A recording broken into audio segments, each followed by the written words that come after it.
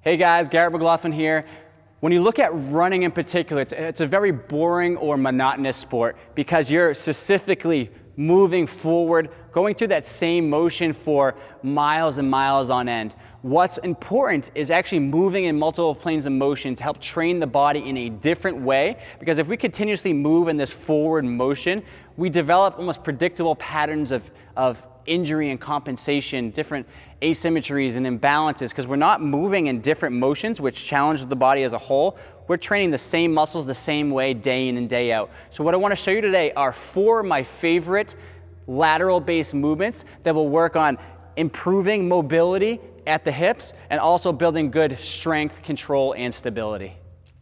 The first exercise is called the lateral band walk. So if we use this ankle loop or this mini band right here, pretty cheap and easy. Again, you can buy a pack of these for $2 or $3 at any store. Perform Better is where I bought these. But if you place this mini band right around the knees, again, I prefer the knees over the ankles a lot of times because now it tends to pull us in more of a internally rotated position, so we can counteract that and really fire those muscles through the hips a little bit better as opposed to putting this at the ankles. So very simple exercise. A hip biased position is what we want. So if you look at my setup here, if I'm standing tall, I'm actually going to hinge through the hips, push my butt back. That's when my knees tend to bend. I see a lot of people on this one starting out so low into a knee biased position, but if we focus on hinging through the hips, we can actually get better activation and control through the hips and not so through that knee biased position. So through here, what we're gonna do is butt back, hinging through the hips, okay? Core at the same time, because as I hinge forward, I have a tendency to arch my back. So I wanna use the core,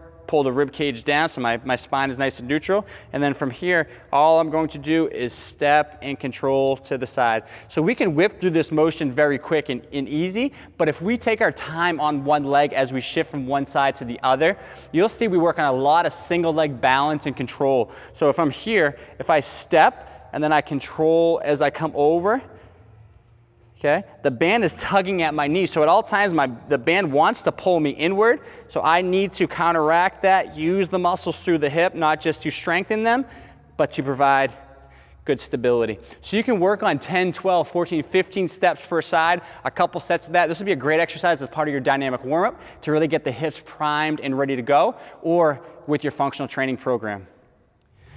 So the next exercise in this lateral movement progression for runners is what's called reverse monster walks. Performing this exercise is very similar to the lateral band walks, but now we have this small posterior step. So if I'm here, again, hip bias, so more of a hip hinge motion, instead of stepping to the side, I'm going to go slightly backwards at about a 45-degree angle, and then I'm going to step over, come backwards, and step over. As I step backwards under resistance, I'm targeting more of these posterior fibers of the glute median, very important muscles and muscle fibers for runners and athletes, or just anyone trying to improve overall function of the hips. But that's it, that's a reverse monster walk. Very simple, small little tweak on the regular lateral band walk, but a little more targeting through the posterior fibers of the glute med.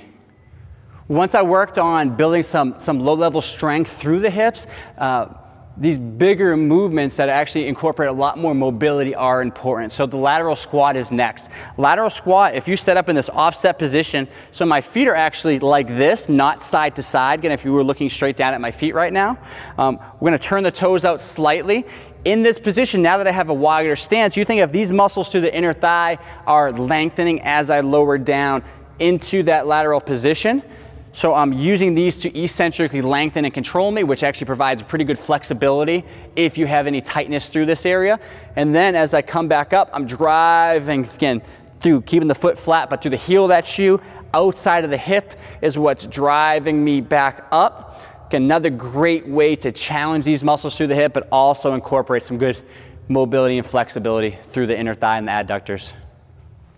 The fourth and final exercise in this series is the lateral lunge. Again, lateral lunge is essentially the same thing as the lateral squat, but now we're stepping into the position, absorbing and pushing off. So we work on that absorption and propulsion, which is very good for runners because I think every step we have to absorb the forces and then propel ourselves forward. So with the lateral lunge, you want to step into the same exact position as that lateral squat, slightly offset. lower down, control, and then drive yourself back up. So we're hitting the same exact muscles, just a different way to do it, a little more advanced than the lateral squat. So from here, what we're gonna do is step, butt back, control, and then drive and push ourselves back up. So it's a little more forceful, the movement, than that lateral squat, not as slow and controlled, but a nice strong push. Key in on how your foot hits the ground and the position of your foot, because we want to go here, we want to keep that foot, big toe, everything planted in the ground, so we have good stability from the ground up, and then we can push off through the outside of the hip. So that is the last exercise in the series. Again, try to incorporate, if you're running, some multi-planar movements. These lateral-based movements will be very good to build good strength and flexibility through the hips, because running itself, always forward and backwards, you'll see the same imbalances and asymmetry. So try to break out of that pattern and work on more movement variability.